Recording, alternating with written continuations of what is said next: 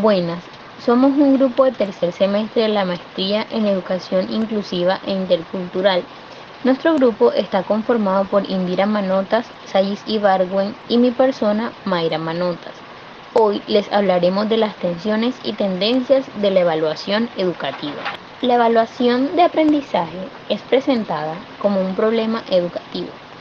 Se debe ser atendido de manera interdisciplinar, donde juegan un papel importante la cultura, la individualidad y aquellos cambios a los cuales están expuestos los estudiantes y los maestros.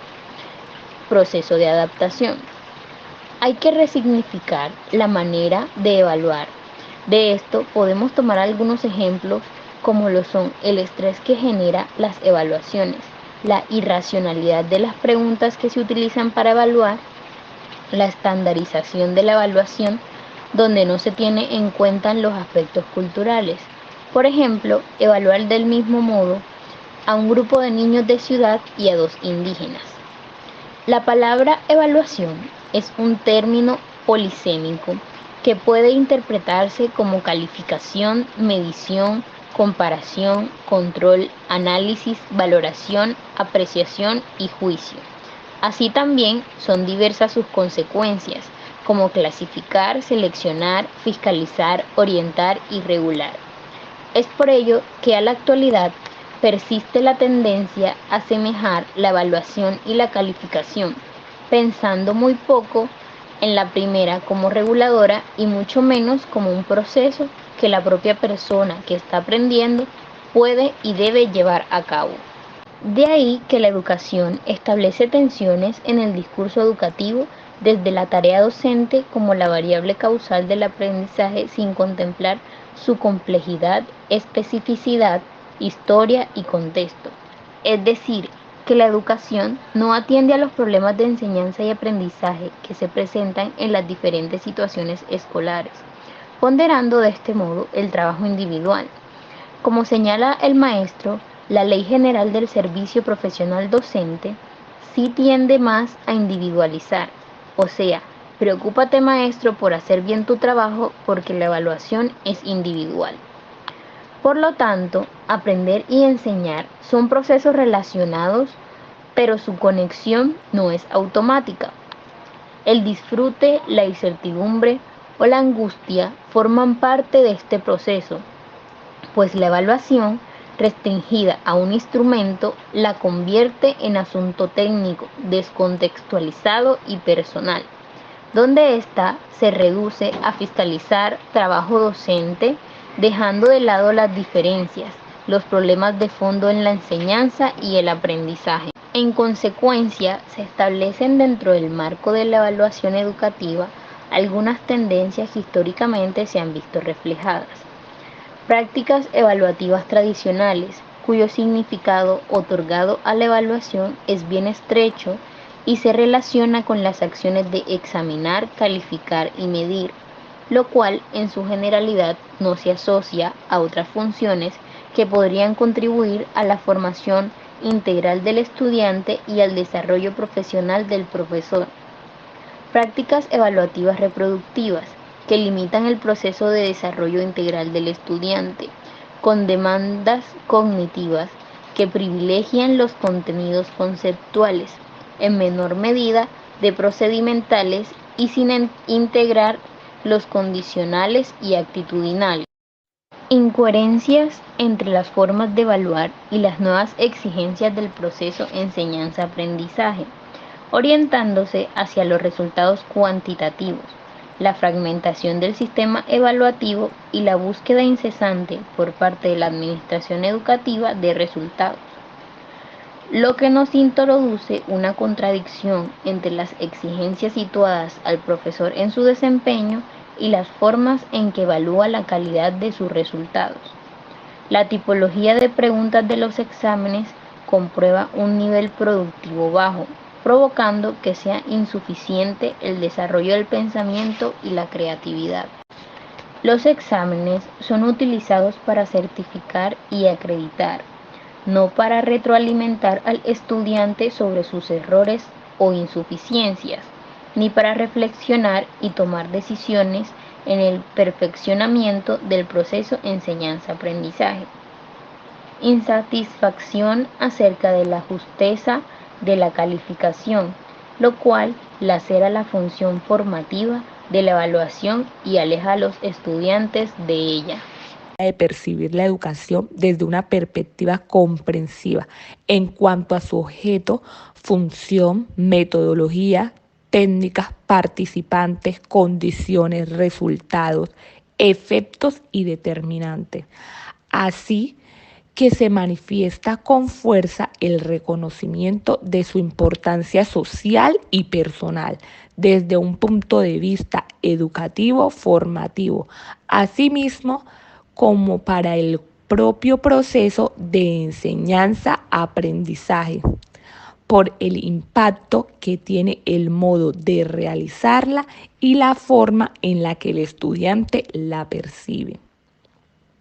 De manera que la presencia de nuevas tendencias en torno a la evaluación del aprendizaje ha traído consigo la aparición de concepciones y propuestas diversas, tales como la evaluación cualitativa, alternativa, auténtica, como abordaje social crítico que se disputa el predominio de las ideas y el enfoque metodológico de la evaluación. En definitiva, las nuevas tendencias sobre la evaluación señalan que el conocimiento no tiene que ver solamente con la acumulación de contenidos, sino que representa un medio para aprender a ser y aprender a ser.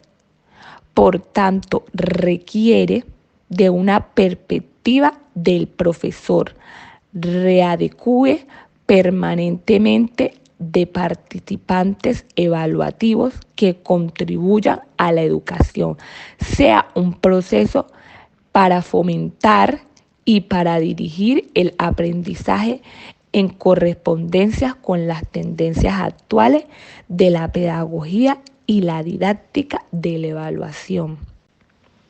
Los docentes en estos momentos no pueden ver la evaluación como un castigo, porque si nos remontamos a tiempos anteriores, siempre como que ha sido así. Vemos la evaluación como para castigar a los estudiantes y solamente calificamos esa parte cognitiva y no debe ser simplemente eso. También el uso del lapicero rojo. Queremos calificar como con un lapicerito rojo como para resaltar, ¿no? ¿Quién dijo que el rojo es malo? Entonces, esas partes debemos de irlas cambiando, de irlas mejorando. Crítica como una propuesta de enseñanza que ayuda a los estudiantes a cuestionar, desafiar las dominaciones, las creencias y las prácticas que la generan.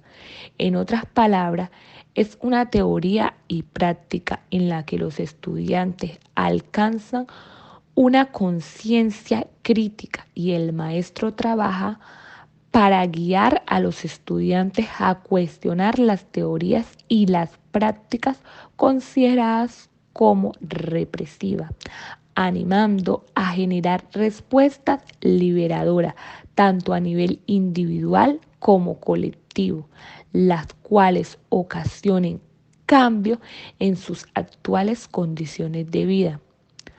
Por lo tanto, la pedagogía crítica es una opción que facilita el trabajo escolar en función del reconocimiento del sujeto como agente de cambio social. Este espacio conceptual en el que los problemas individuales o colectivos toman vigencia para ser analizados a la luz de las teorías y de la práctica. Es la posibilidad de humanizar la educación. En este contexto, el currículo se diseña y se implementa como una alternativa que cuestiona a los modos de vida académico y a los estilos de vida que han generado el Estado y la sociedad como tal. Y la didáctica se gesta como el diálogo de estudiante, saber, profesor y sociedad, con perspectivas funcionales, como el reencuentro de las academias con las dificultades y los proyectos colectivos.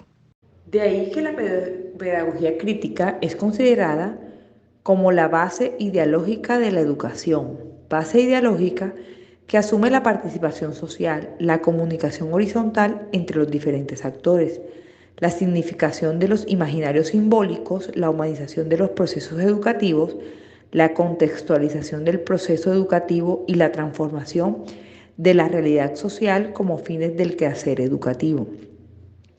Por consiguiente, asumir la pedagogía crítica en el contexto de la educación es pensar en un nuevo paradigma del ejercicio profesional del maestro, es pensar en una forma de vida académica en el que el punto central del proceso de formación considera esencialmente para quién, por qué, cómo, cuándo y dónde se desarrollan determinadas actividades y ejercicios académicos.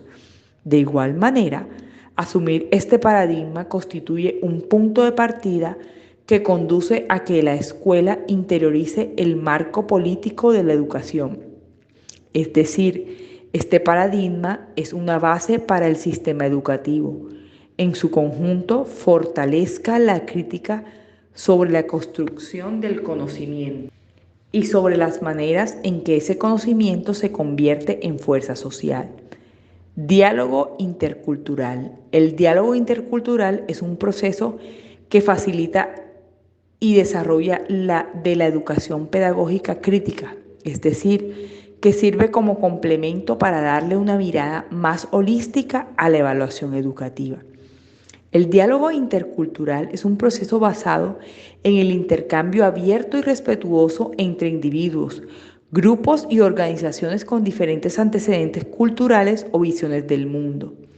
Uno de los objetivos es desarrollar una comprensión más profunda de diversas perspectivas y prácticas para así aumentar la participación, libertad y capacidad de tomar decisiones, fomentar la igualdad y mejorar los procesos creativos, según el Consejo de Europa en el 2008. Asimismo, la interculturalidad es entendida como un proyecto político, social, epistémico y ético que va dirigido a la transformación estructural y sociohistórica, según Walsh 2009. Por otro lado, la UNESCO define la interculturalidad como la presencia e interacción equitativa de diversas culturas a la posibilidad de generar diálogo y del respeto mutuo. De lo que es clave aquí es la voluntad de encontrar soluciones a conflictos desde el intercambio igualitario. Y su herramienta principal para lograrlo es el diálogo intercultural.